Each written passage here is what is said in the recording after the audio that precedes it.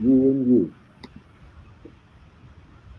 Want you to take this opportunity to share as quickly as you can so that we have opportunity to get most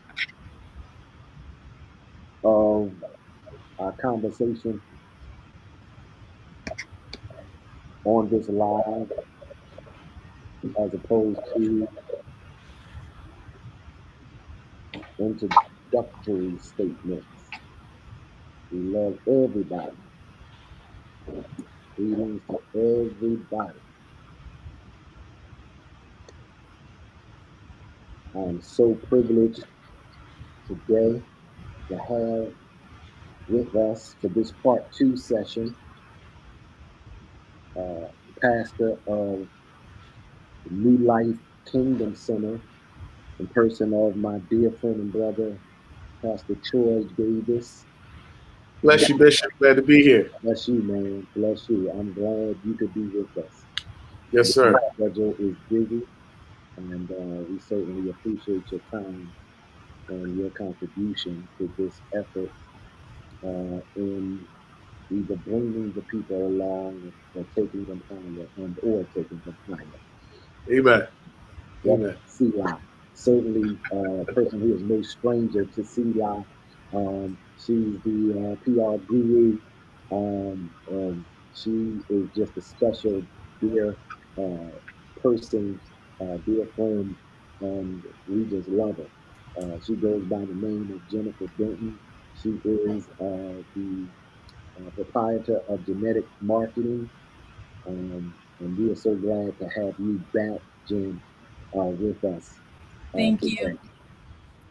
Good to be Amen. here. Amen. I want, again, I want to make this last statement. Those of you, you're coming on, I see you take some time and share. This is going to be something that I believe that will truly bless you um, as we seek to be better and be better in kingdom living. Um, it is certainly apropos that we as Christians learn how to interact with one another, learn how to treat one another. In so doing, I believe I've gathered some people that have crossed this way, this means, this path, this platform, to be able to instill some things into us that would be beneficial to our living for Him. And we certainly thank God for what has been assembled today. And without further ado, we're going to continue in our discussion. There was a question that was asked on last week, and that question was, is it okay to not like a person because your friend had a falling out with them? Is it okay to be cool with somebody because your Mm. friend had a falling out with them? And just so you know, what we're dealing with in this whole topic of discussion is offenses. We're dealing with offenses. The Bible says, Jesus says, offenses will come. They must come. But woe to whom the offense cometh. So this particular time of gathering with these intellectors here, uh, we will try to unpack some things and navigate, teach you how to navigate offenses and how to deal with that. So I'm grateful to just jump right in, Pastor Troy. You were part of the conversation on last week, but you were at a different setting, a different. Yeah. You were on Yeah. the texting end of it on last week. So this week, we are so gracious and we're so honored to have you here. Um, and first of all, big ups to Lady Trina and everybody at Amen. New Life. I love them and my family. But we want to just open back up just with that piece, Pastor, and there are some things that I believe that you will have to say to us that will bless our spirits. Is it okay to be cool with somebody because they fell out, or not being cool with somebody because they fell out with uh, that person that they were dealing with? I think sometimes we have misplaced loyalties. especially when it comes to offenses. Mm-hmm. The word offense, if we take offend, if we separate it, it means to be off your ending. Okay. Off the It end. means that you're on your way to a detour that's a dead end. Mm-hmm. And I think we get so distracted sometimes by offense that we literally choke out our own destiny. Mm. And it is crazy to think that I might be missing an opportunity for a divine networking opportunity with someone because someone else had a schism I was not a part of. Mm. And I think that's very important. I think that we shouldn't take our schisms, our situations, our problems, and our circumstances and project them on other people and say, if I had this problem, then you should have this problem or you can't be my friend. When guess what? In actuality, the person in the middle, as y'all called them yesterday, Mm-hmm. normally sees that same issue in you. They're just not honest enough with you to tell you. Mm. So whatever beef you had with the person on the opposite side, Mm-hmm. usually the person in the middle says, there's a little bit of truth to what they said about you, Right. a little bit of honesty to what they said If about they're you, your real friend. if they're your real friend. If they're your real friend. And I'm learning that if I have to lie to a friend, then you might be an enemy. Mm. If Mm. I have to lie to a friend, you might not be a friend, you might be an enemy. And that goes into something because the Bible tells us that faithful are the wounds of a friend, That's right. but the That's right. kisses of the enemy are deceitful. So Amen. that's very key. I'm feeling that, Pastor Troy. I'm feeling that. So dealing with this person in the middle. Mm-hmm. And Jen, I don't want to. You got something you want to add to that? That's I don't want to do that because this is Y'all not. good. Let me state this. Let me state this very quickly. This is not one of the forums where we have a disregard for women or think of women. Absolutely. Thing. Absolutely. That's Absolutely. what it's about.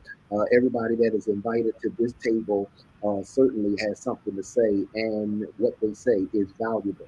And even those of you who are watching via Facebook Live or whatever means you're doing it, whether you're on your laptop, on your phone, iPad, or what have you, we scroll through the comments and we certainly will take joy and delight in reading them, and certainly for our live presence, we're trying to read them and we're getting as much as possible out of those comments that you're saying, because we treat what you say as valuable too as well. So I just had to say that to make sure, because two men here, it seems like it's dominating right there, but Absolutely. you all won right here. So Jen, you want me to? You have anything before I say? No, I don't have anything to add to that. I mean, just what Pastor David said was so it makes you think, like, you know what? Am I showing loyalty for the wrong reasons? Mm-hmm. So yeah. That's heavy. That's heavy. And you know what? That's why I brought him on. I knew he had something heavy to say on this, and how true it is. So now we're speaking about the person now in the middle, because let's not leave that person on an island by themselves, and there's no responsibility nor accountability on their part.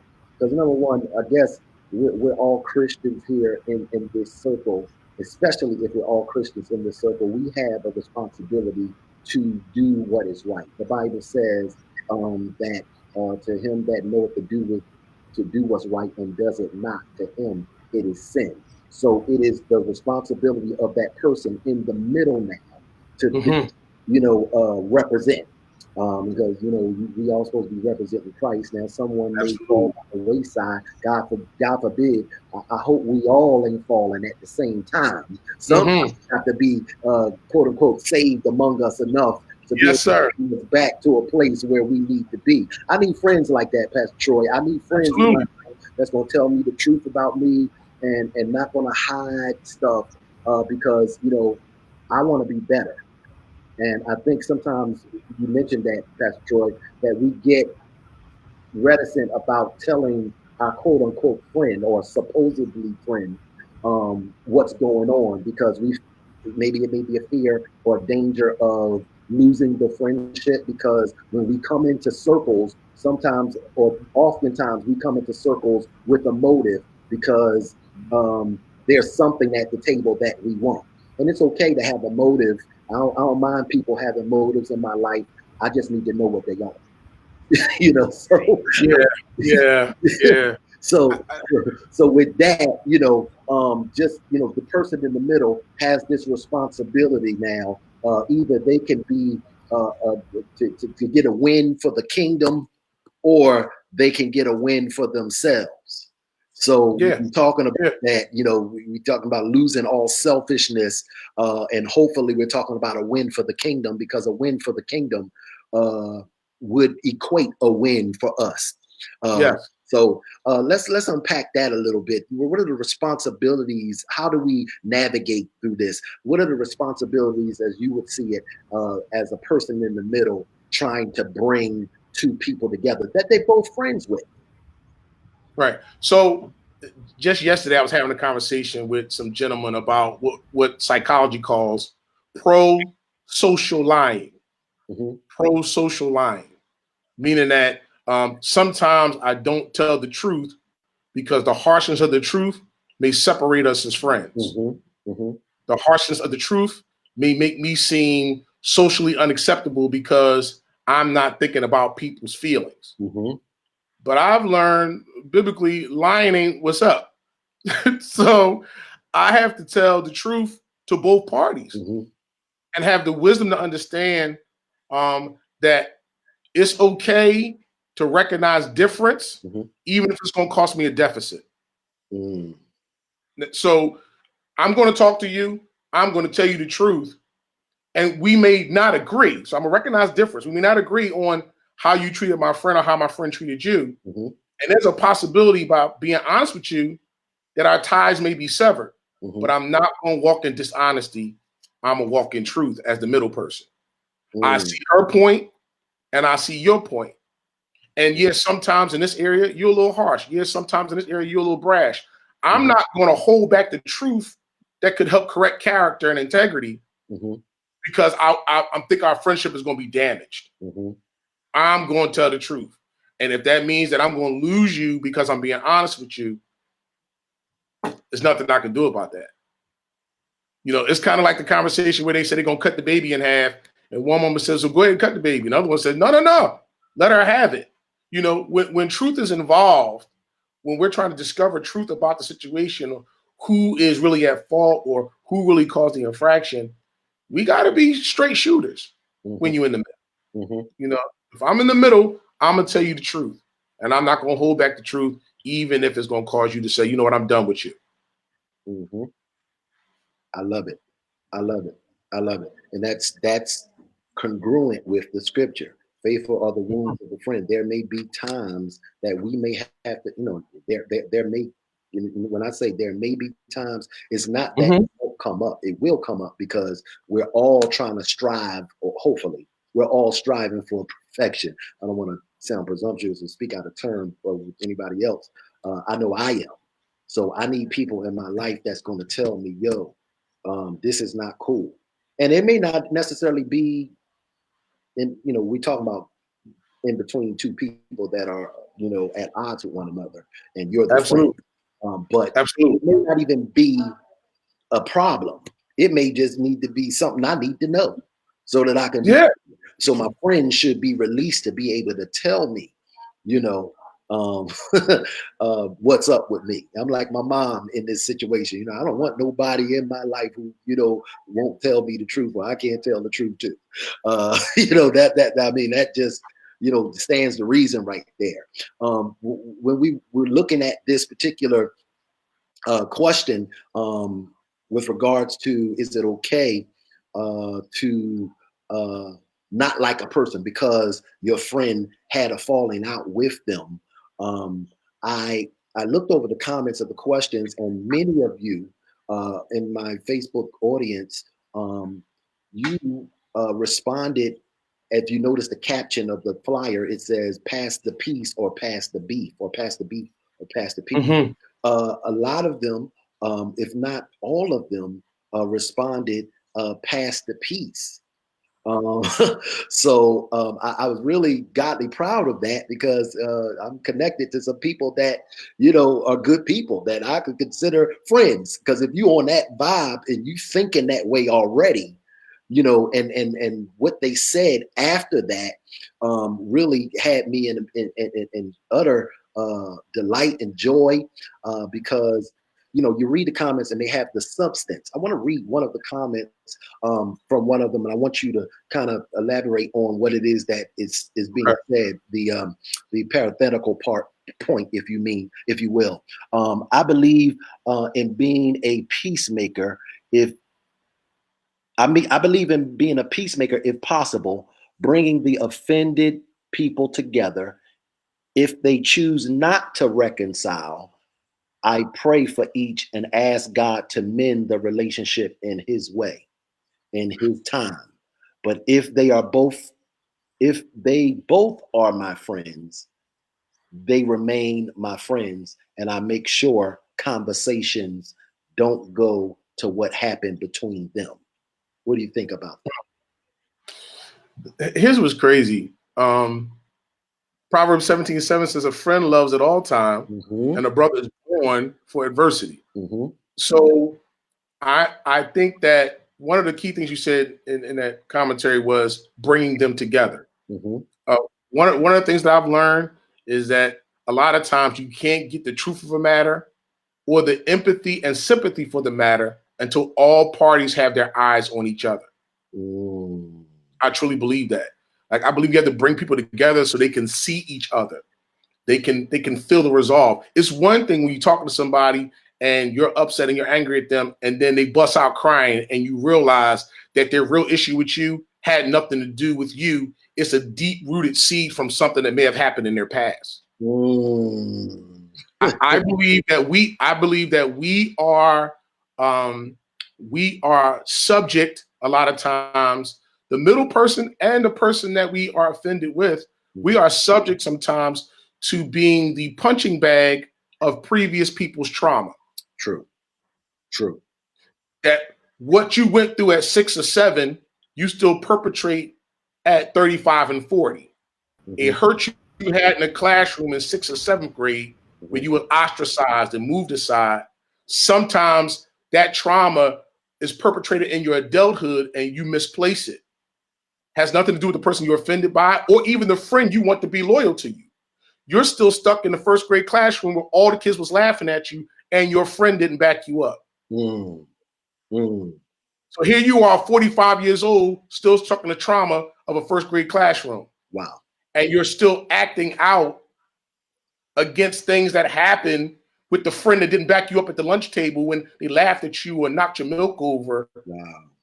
You're now pointing that same trauma from 1st and 2nd grade to somebody 45 on the choir with you, or somebody 25 on the praise team with you, or somebody that's on the usher board with you. Right. And the middle person most times is like, where's this coming from? But they don't know it's from a deep-seated root that you had a long time ago. And it's not until you get people in the room where empathy and sympathy can take place. When the person starts busting out crying, you be like, those tears aren't about this. Those tears are about some other misplaced situations you're going through.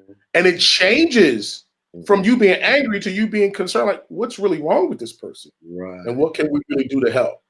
And I think that's major. Yes, it is. And it's so major that it goes even beyond the in the middle person.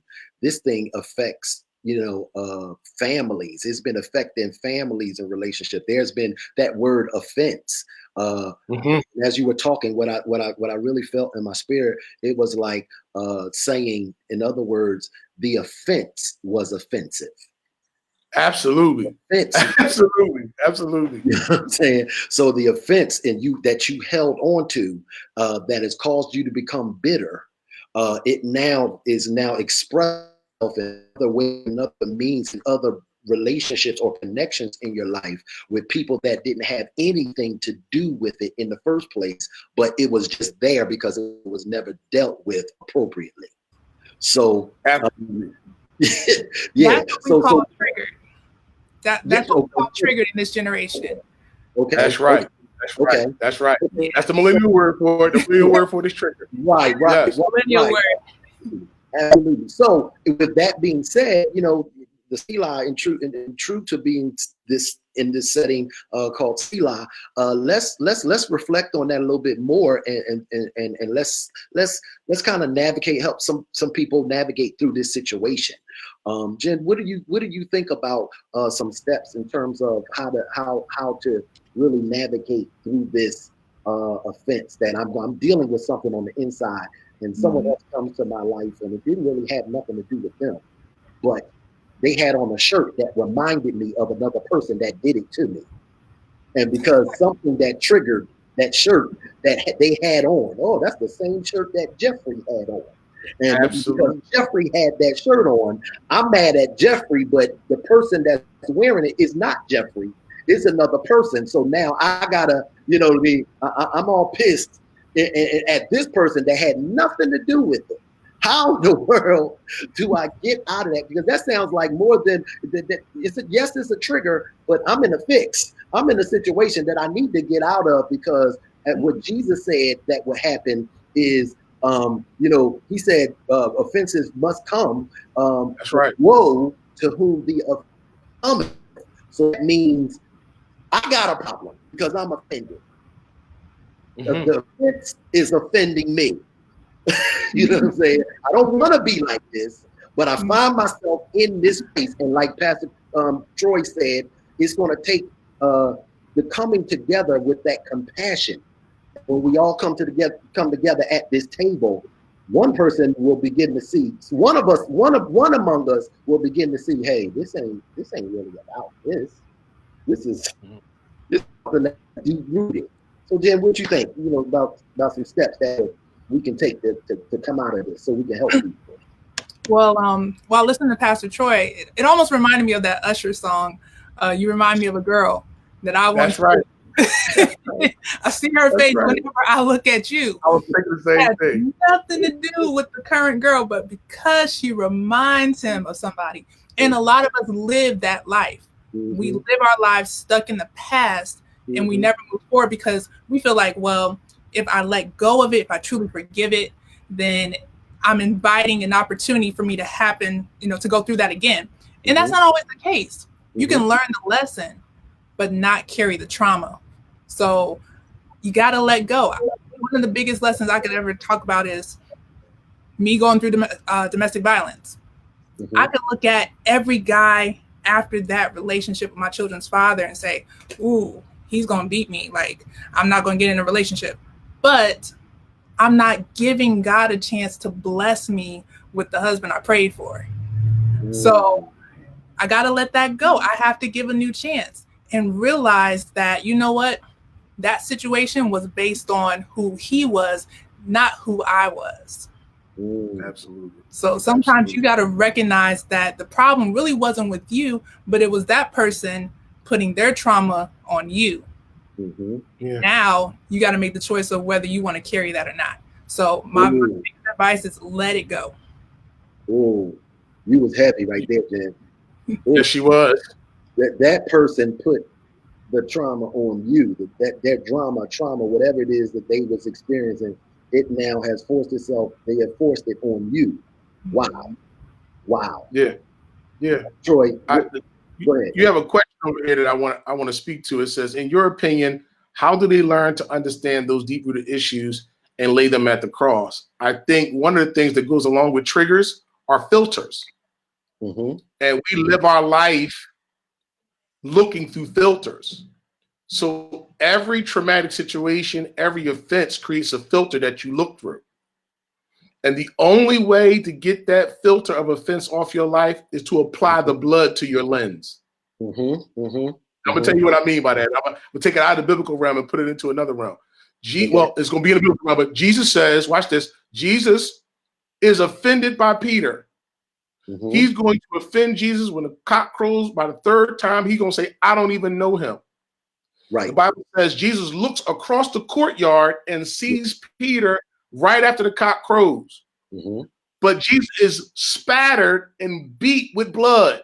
Mm-hmm. So when he looks at Peter, he's looking at Peter through his blood. Okay. And there's no way Jesus can look through the blood and not have forgiveness on his heart. I'm about to offend you. I'm about to throw something at you through the screen. we connect. It's going to listen. Lift your hands right now. We got to get our blood on our filter. Yeah. We have to put the blood on our filter. We have to look at ourselves through rose-colored lenses. The Garden of Eden is a prime example of the fact that Adam can't blame Eve for eating the fruit because she came out of him. Mm-hmm. So was she acting out the desires that already lived in him? That's why it was easy for him to do something. See, in Adam and Eve's situation, Adam was in the middle, talking to God. See what she did? See how she treated me? See what she set me up for? But in actuality, God was like, no, I'm going to punish both of y'all because you allowed, you continue to let this happen. As the middle person, you could have said, Eve, we ain't doing that. Eve, we can't go that route. Eve, we crossed the line, you know. But he decided to, watch this, to cohort with the wrong. Right. Sometimes when we cohort with the wrong, when we cohort with the trauma, the Bible says in the multiplicity of counsel, there is safety. In the multiplicity of counsel, plans are successful, which means that when we counsel together, if I see something that's out of whack there, you know, I'll say it this way to complete the thought. Have you ever been in an argument with somebody and while you were arguing with them, you called them the wrong name? Yeah. Yeah. Like, you know what, Lisa? You know what, Lisa? I can't believe you did that. She's like, my name is.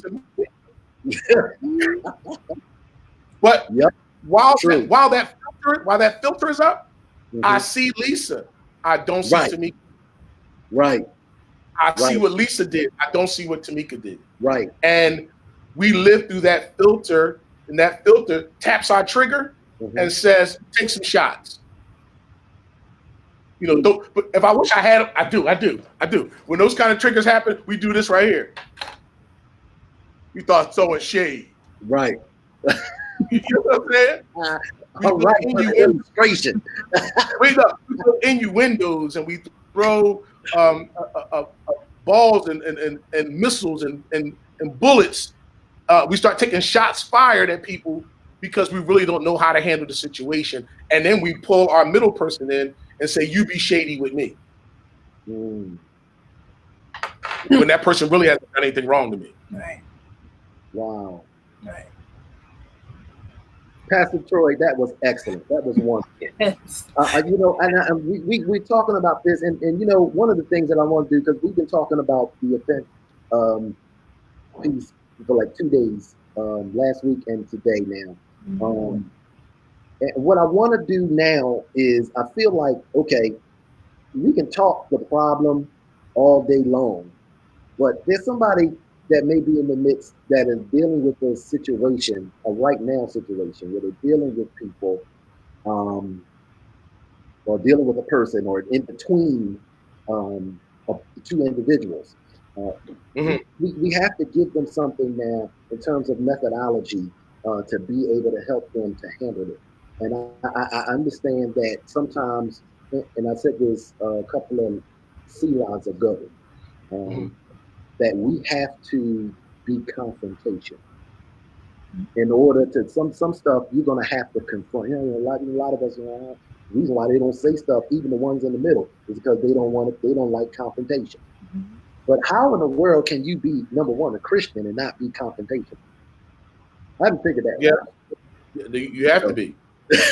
You know, I mean, we want to just, you know, coin the phrase of Christian meaning follower of Christ. You know, because when I look at Jesus, you know, he was quite the confrontational person. You know, he let stuff go. You know, so we as Christians, we need to feel the need to be confrontational, because, and it is not, you can be confrontational without being offensive. Yes. So I want to kind of really help navigate now to a solution as to how we should handle certain things like that. I know that the Bible gives us a method, a modus operandi for dealing with offenses, and it tells us things like go to the individual that offended you privately.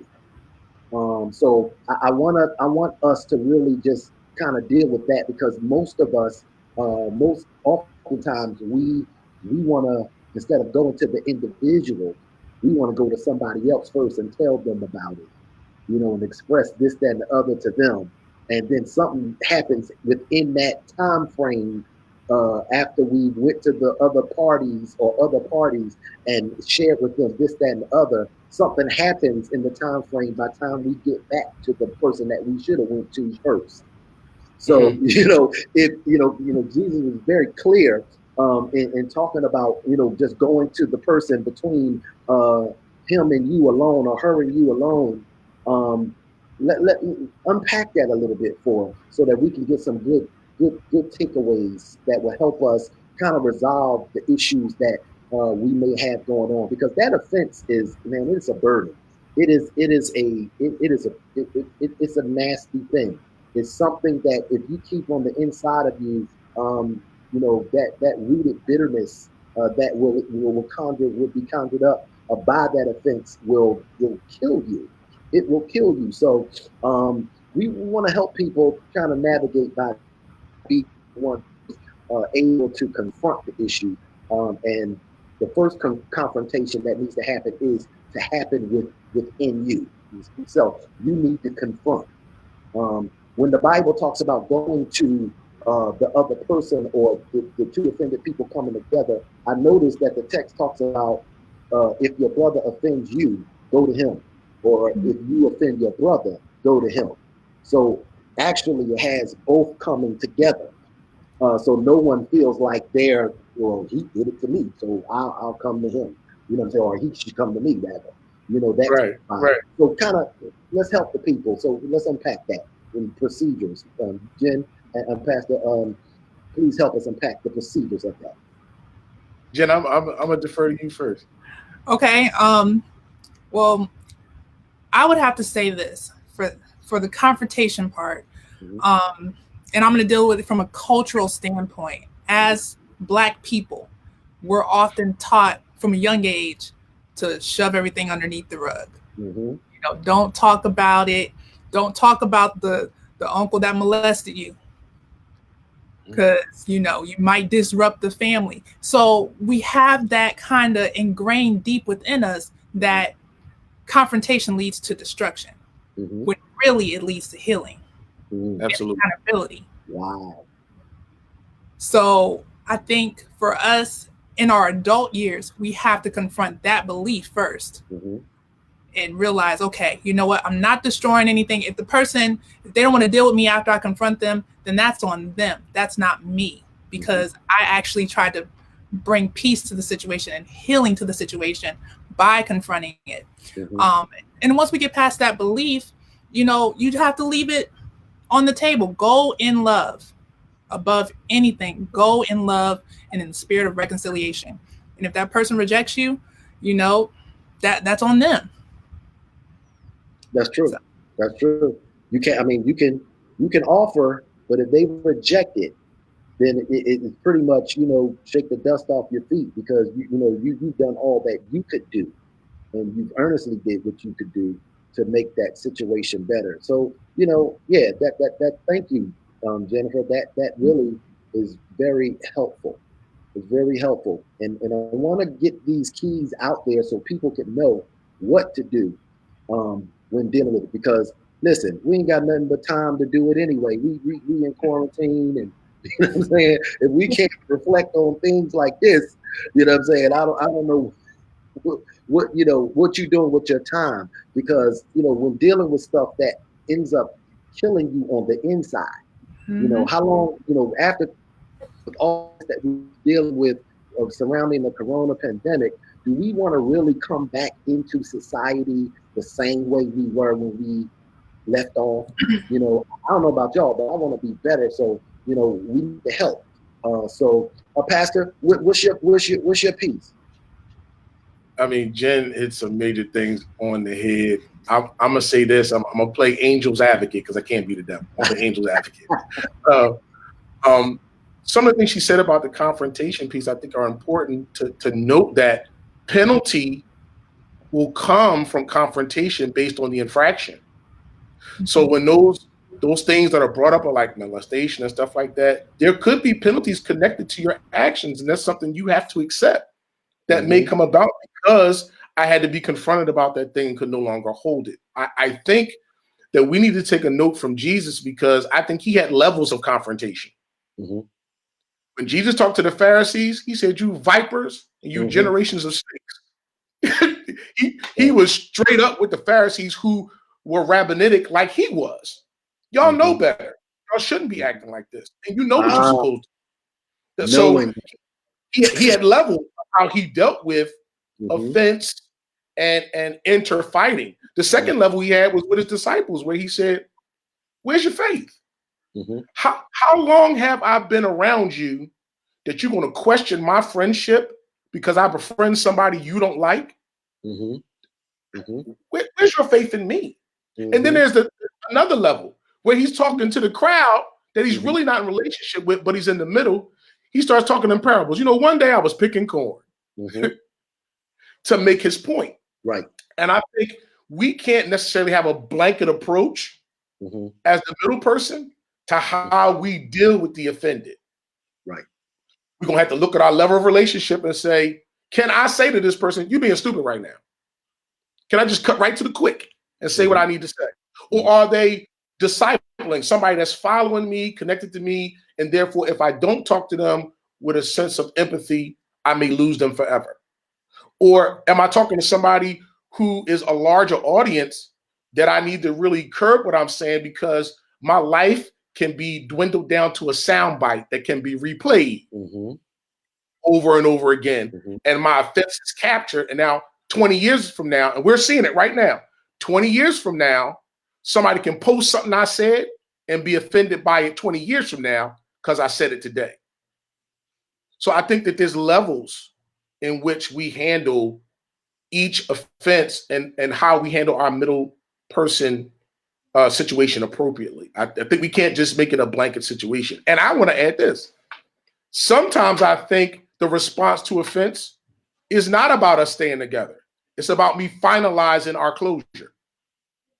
I think that's very important. You offended me, and although the middle person is here trying to make amends, I'll still be friends with the middle person, but I want to create some closure with you that we are actually done.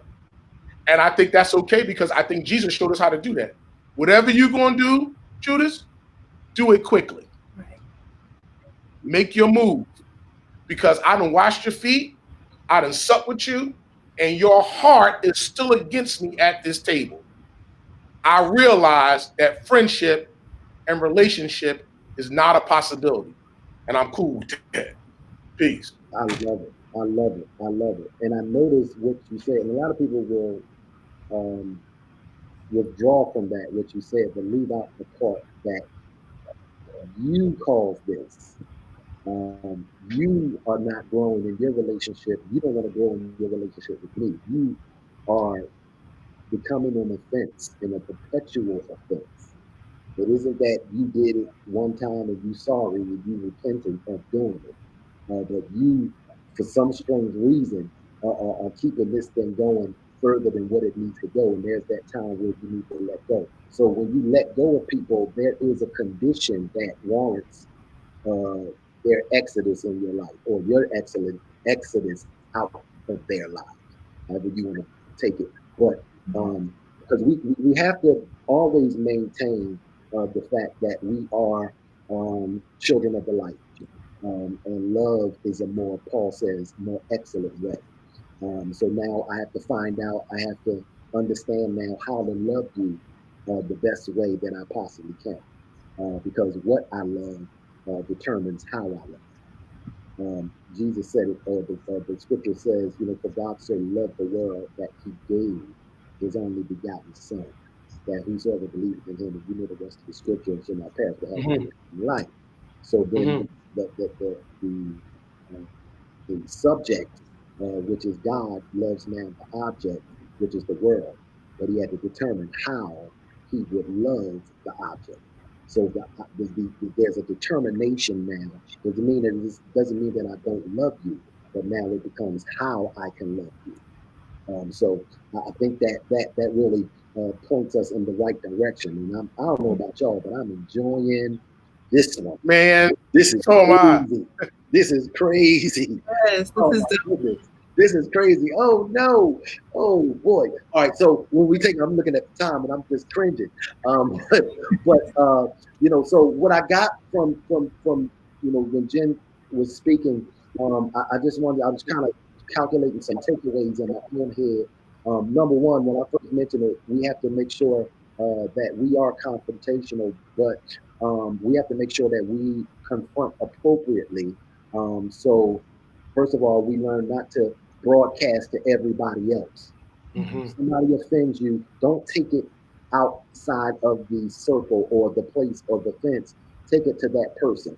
Don't bring nobody else in. Don't be walking around, feeling a certain way. People ask you what's going on, and they you tell them. Unless it's somebody that's trusted that be able to help bridge the gap, and bring about that healing. Because Jennifer, as she spoke earlier, she caused me to reflect on scripture, specifically in James, where it says, "Confess your faults one to another, that ye may be healed."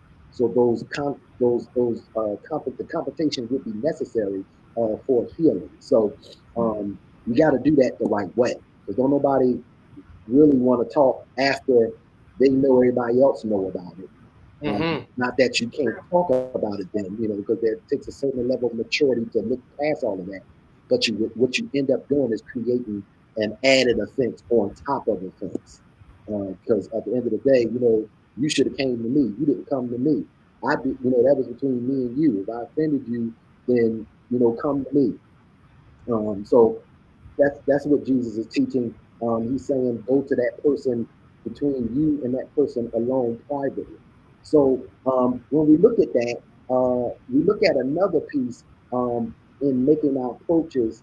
When we make our approach in conversation, uh, honestly, and we have to be forthright and honest. And Pastor Troy was talking about a particular level of that honesty coming out depending on the relationship. If I got you correctly, Pastor Yep. Troy, Yep. The level of relationship. yeah, Yep. the level of relationship is not that my level of relationship hinders me from telling you the truth.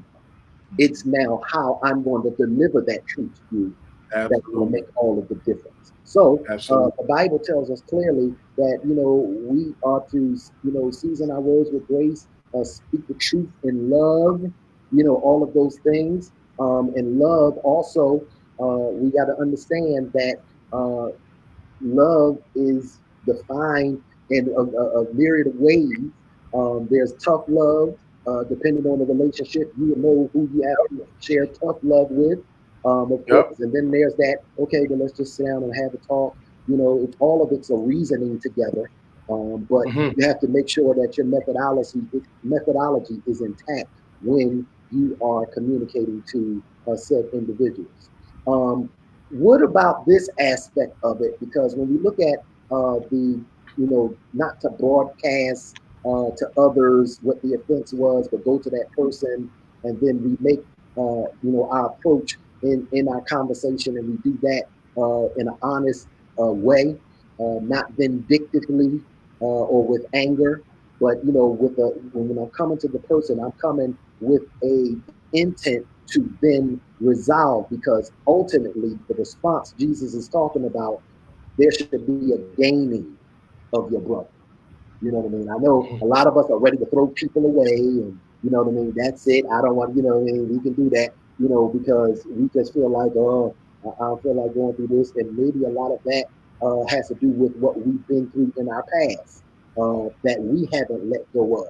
So now it has not let go of us. So we have to, make sure that we are with that same mindset to gain that person, not to be enemies, but to be actually friends, in whatever level that is. So Mm-hmm. talk about that component of reproof or rebuke. So how do I we, think let me ask this question, Pastor Troy, how do we okay. rebuke the behavior or offense of the person that caused it. How do we do that? How do we rebuke that? How do we come to that place where we rebuke or correct that particular behavior or offense, but do not be offensive while doing so? I think from the middleman person, if we're talking from that perspective, Mm-hmm. the Bible tells us we're ministers of reconciliation.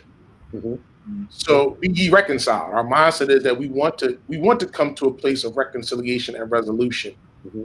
Then the Bible calls us the salt of the earth, and salt does two things: it breaks ice Mm-hmm. and it preserves. Okay.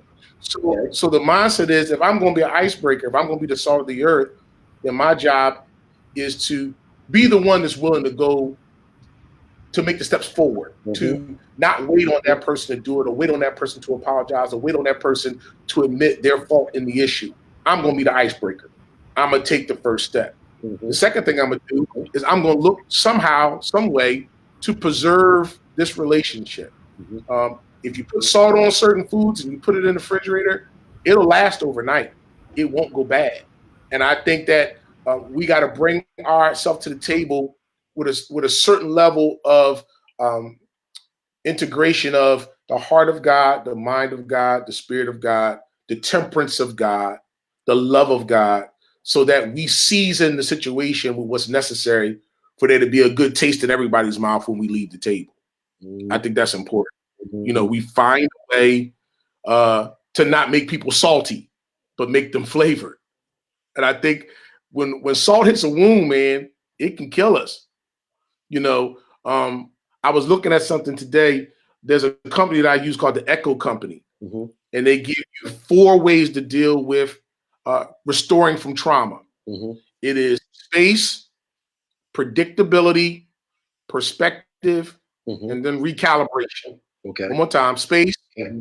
predictability, Mm-hmm. perspective, and then recalibration. If I don't separate myself from the situation as the middleman to think about how I can help both of these people come together, if I don't stay predictable, which means when you call me, I don't answer you. Mm-hmm. I don't, you got a friend that you call at 9 o'clock and normally they pick up the phone, all of a sudden they don't. You think that person's being shady. Mm-hmm. So a person that's being offended, a person that's dealing with some kind of trauma, I want to know you're still my friend, even if we can't talk about the situation right now. Don't go ghost on me. Don't ghost me. Mm-hmm. Mm-hmm. Don't do that. Right. And then be willing to say, even though this is going on, I got to kind of look at the situation, look at our relationship, and recalibrate my position between the three of us Mm-hmm. before I can help you get over whatever nuances you got going on in your mind. Mm-hmm. Mm-hmm. Because I don't want to get attacked by neither one of y'all. Right. I love both of you. I'm here to mediate Uh-huh. this conversation. Mm-hmm. So space, predictability, what's my perspective in this? Mm-hmm. And then somehow I got to recalibrate this to bring us back to our harmonious relationship, if it's possible. Awesome. And I'm thinking as you're giving me points here, just for takeaways for everyone, just to break that down. We talked about that reconciliation piece because the Bible talks about to seek, making sure that we again gain our brother or our sister, gain our brother or our sister. So that's reconciliation. That's reconcile. And seek to restore the relationship rather than to take revenge. Vengeance is mine. God can pay people back better. Thank the Lord. That's right. That's right. He can pay people back, and I've learned that in my living, and I'm so glad I did, because there were some things that was done to me, and there's some things that was done to you that you felt like, boy, oh man, God, you ain't working fast enough. No, he working just fine, because in that process, he is trying to teach you some things too as well. In the midst, he's trying to show you some things that you ain't always that easy to get along with either. I'm just thankful for all of that. So we seek to gain our brother, our sister, not take revenge. But here's a one when we have to be aware of oversensitivity and insensitivity on our part. Yes. Bishop, can I ask Jen a question as a millennial? Sure. Sure. Jen, I'm asking this question because I have millennials in my church, and I find that they fall out often, Mm-hmm. and they find new friends uh, as a protective measure against old friends. Mm-hmm.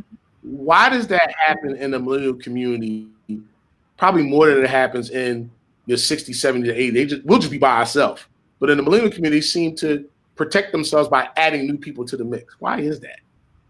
You know, funny you bring that up. I think, and it's just from being a millennial myself, I think for one, we have issues with being by ourselves. Like, I don't know what it is. Wow.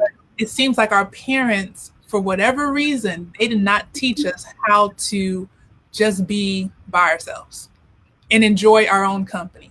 So we're not only looking for companionship, but we're also looking for validation. And we want the new Wow. friend to validate why we feel a certain way towards this person. And oftentimes, what's wrong in my generation that I have to address, we will go become friends with the enemy of our enemy. Woo! I heard that. I heard that. We will become friends with the enemy of our enemy in an attempt to make them feel some type of way. It's like this whole strength in numbers ideology. And really, all it does, it drives a further wedge between you and your former friend. And then, you end up coming to a place where, and I think somebody mentioned this last week in the thread, um, where, maybe you and your former friend, y'all reconcile. Or maybe the person that you became friends with after that, they become friends with the person you're beefing with. And then you're the third wheel. You're the person on the opposite side looking like, well, what did you do? Why? What happened to us? So in my generation, what we have to do is learn, number one, how to forgive. Because we're immature for the most part in that department. And secondly, learn how to deal with conflict. Conflict resolution among millennials is a poor skill. So, and I can say that for myself. I've had to grow up and learn, okay, just because I confront something doesn't mean that I have to stay in that confrontational state. I can move forward. We can move forward from that and be cordial and be nice, whether we become friends again or not. So, it's just a matter of home training.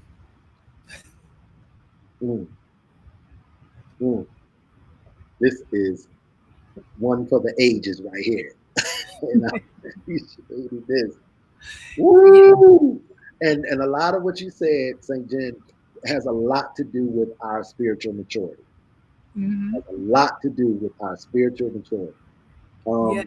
And I know we're pushing up on the 5 o'clock hour right now, and I know Pastor Troy and certainly you, St. Jen, y'all have a busy day. Y'all have plenty of things to do. What I want to actually do is I don't know, did we lose somebody? Yeah, he dropped out. He should be back in. I hope his computer didn't die, man. I know. What I want you, if he comes back in, all right, well, here's how we do this. When he comes back in, we'll do it this way. And when he comes back, he'll be able to join us. Yeah. Want you to certainly take away these things for your spiritual growth. We want, after all that we've heard, I really feel like I've been really taking some good notes on what it is that we need to do to kind of matriculate and come out of this thing okay. Jennifer just spoke and elocuted so wonderfully. Um, I got these takeaways for you with regards to your spiritual maturity. One of the things that you need to do is be prayerful. But he's back. He's back. He's back. He's back. He's back. He's Okay, back. good. He's back. Technical difficulties, huh? Yes, sir. I'm back. There we are. It's all right. Wait, now you gotta backtrack because I was getting into that answer, and I'm still. Oh my goodness! Yeah, Keep going. yeah. So what you want to come in? I was just getting started in terms of some things that I wanted them to have as a takeaway before we end. But go ahead. Go ahead, man. I'm good. I- I'm mad. I missed the last part of what Jen said, but I can get it yeah. via text or email. Oh yeah. It's been recorded, as the saying goes. It's recorded. Um, but I was telling the people just because all of the things that Jennifer was expressing, um, it had a lot to do with the people's spiritual maturity. And I don't want to just put it on millennials, but I would just say people everywhere. Um, One of the things that we need to do is be prayerful and sensitive in how we approach, how we respond, and how we deal with each situation because each situation is uniquely different. Um, Mm-hmm. the other thing that we need to do to help us navigate and circumnavigate through this situation is be careful about how we treat one another. And these Mhm. are ways that I'm just gleaning and just grasping from what has been said on many of our Facebookers that are online here joining us today, and we're so grateful to have all of you online with us today. And I already know you've been blessed being on this line, but we value what it is that you've been saying, and I've been gathering some things even from there but that we would, be careful about how we treat one another and seek to treat the other person as you would wish to be treated. Isn't that what the scripture says? Do unto Mm-hmm. others as you would have them do And then to doing to you. you. That's right. So, and I know a lot of this stuff may not be so popular in terms of the preaching circuit or anything like that, but certainly the living circuit. We need these things to be able to be who God has called us to be, which is pleasing to Him. If we would follow these things that has been spoken by Sister Jen and Pastor Troy Davis, um, I'm just sharing my takeaways with it and just giving them to you. Just be careful about how you treat them. Don't vent or broadcast, like I said, the issue to parties who are not involved. Mhm. Go, the Bible says, go to the person. Go to, That's right. however hard it may be for you to do that, it is the best thing to do. And if that Yeah. person doesn't receive it, somebody say, what if that person don't receive it? All right, we'll take somebody else with you. But finish it out. Do what the Bible says. Finish it out. Take them up and say, well, you don't receive them. All right, well, then bring it before the church. You know, there should be a community, somebody involved, because your intents, your intent, I should say, should be to gain your brother. And this is what Jesus is saying: by doing these things, you're doing all you can.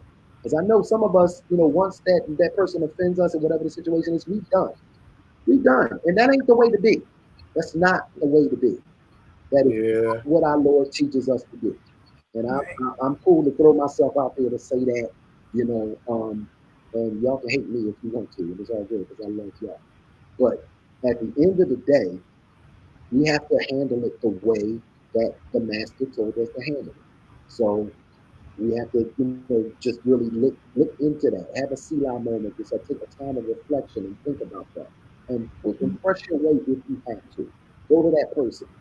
Don't broadcast. Don't tell it to nobody else. And then ask for God's grace to develop the spiritual vision to see. Watch this: the offenses coming and not be drawn into them. Because with spiritual maturity, you'll develop, a thick skin, if you will, to let so when stuff comes on you like that, it bounces off of you because you Mm-hmm. know the intent. Watch this, where it came from. And I'm not talking about where it came from by way of the person. I'm talking about where it came from by way of the spirit. So at the end of the day, we have to understand to deal with these things, we have to get spiritual. And particularly, there is the need for spiritual maturity. Yeah. So, lastly, I would say that we would pray for God's grace, and I asking, for God's grace to develop that. We would pray for His grace to discern. Now we develop. Now we need to discern how to respond in a godly way to the specified situation. However specific the situation is to you, you know what level it's on or whatever. Ask God to give you help. He'll help you in your time of need. Because guess what? God wants to see things come together. Mhm. Yes. Schism. Yes. He doesn't. Yes. Because Yeah. guess what? Here it is, y'all. If we all saved, then we go into the same heaven at the end of the day. Okay. What are we going to do? What are we going to do? Uh, you know what I'm saying? No weapon that's formed against me shall prosper. Well, no weapon that's formed against me shall prosper. Well, if no weapon that is formed against either you shall prosper, why are you shooting? Right. Right. Absolutely. Why in the world And your are brother and you your sister are not the weapon. if it ain't going to prosper? That's You know right. what I'm saying? And you're right. It's not going to prosper. But at the end of the day, it does affect us. Mhm. And this is what the offense is. This is what this is all about concerning the offense. It has affected you. Woe to whom the offense cometh. It has Yeah. affected you and has caused you, oh man, to be in a bad state in your life. You could be a whole lot further without this offense, letting it go. And letting it go, you'll know how to let it go when the way you deal with people. You Mhm. know, when you see them coming, you ain't, always got to go, oh Lord, then you got to go to somebody else and talk about it. You know what I'm saying? Yeah. That's talking it out because you don't want to talk to them. You got to talk to the other person about it. You know what I'm saying? Absolutely. So and I get it. We're human, and these things take mature. That's why I said spiritual maturity. It's always a growing thing, and all of us on the line are yet growing in it. Pastors, Pastor Troy, bishops, overseers, whatever you want to call yourselves, we need help in this area. You know how many pastors are suffering from this thing? They won't let stuff go. They hold stuff in. I mean, prominent men of God that Forever. are great men of God, and how much greater would they be? How much greater would they be if they learn how to navigate this thing and release it to God like they should? Now we can teach it, but then living Yeah. it is a whole other different thing. Another thing. You know what I'm saying? Another- And really, we should have the tools, like you said, Pastor Troy. People that should have known better, talking to the Pharisees, how he dealt with them. People that Mhm. known better, Mhm. as if Mhm. we preaching this thing, but this thing really don't have no life in it. This is God's word that we're telling y'all, but really we ain't applying this We time. ain't living it. That's right. That's right. We ain't living it, and it's time out for that. It's time out for that. We should grow. Have grown past that. But some of us need a little help. And that's okay. But I wanted to just leave this particular Selah, first of all, thanking Pastor Troy for your time and your contribution to our intellect and to our spirit. I Thank thank you. you for that. Thank you. And Jen, thank you. You were fantastic. And St. Jen, you are always a joy. You always bring such eloquence and such savvy to our conversations. And I was even glad that you were here so Pastor Troy could ask his question to help his people. Amen. He's a faithful pastor. That's my friend, brother. I love him dearly, and thank God for him. Those of you that are joining us, I hope you have been blessed by this particular session. And depending on what's on here next, with regards to looking at your comments, because we do go over your comments, and we'll see if there be a need for a part 3. And if there's a need for a part 3, Pastor Troy, I don't know. May have to have you come back and just I would love to. I would love to. because I know the people were blessed. Man, you were producing liquid fire, sir. Yes, he And was. we thank God God is for good. your, God is good. thank God for your savvy and just your ability to be able to communicate God's word effectively. And just glad you're a brother, man. I'm glad to be on it, and I was excited about it. And I know my people are watching. They're gonna go back and watch the replay. Jen, you helped me today, so I'm gonna have to bring you in to talk to my millennials for real. Amen. Amen. Y'all do me a favor. You do well to share this with as many people as you possibly can. You want to be a blessing to them and help them navigate through this offense piece, which is monumental enemy. Let's just be real about it. It's a monumental enemy. People are dealing with it, and hopefully, on this Selah, we have shed some light on some things that would cause each of us individually to confront the evils that may be lurking within us or around us. We have to be able to be honest with ourselves and own it and then deal with it. And I believe here on today, Selah has given you the keys and the tools to be able to do that. Um, but until then, the Lord bless each and every one of you and keep each and every Yes, one sir. of you is our Yes, sir. prayer. Thank you again, Pastor Troy, who is the senior pastor of New Life Kingdom Center, and establishmentarian of that. Amen. Of that work, Yes, and sir. we're thankful for him being with us today, and certainly the beautiful, the lovely Jennifer Benton, a proprietor of genetic marketing. She has added so much to this. I love you both, and I will talk to you all later. Blessings to everyone Blessings. that is Yes, on sir. there. Pray you enjoy it. Run it back, play it back, send it, play it again, chew on it. Let's walk out of here, come from out this Corona season better. Yeah. Amen. Amen. Love it. Amen. Bless you.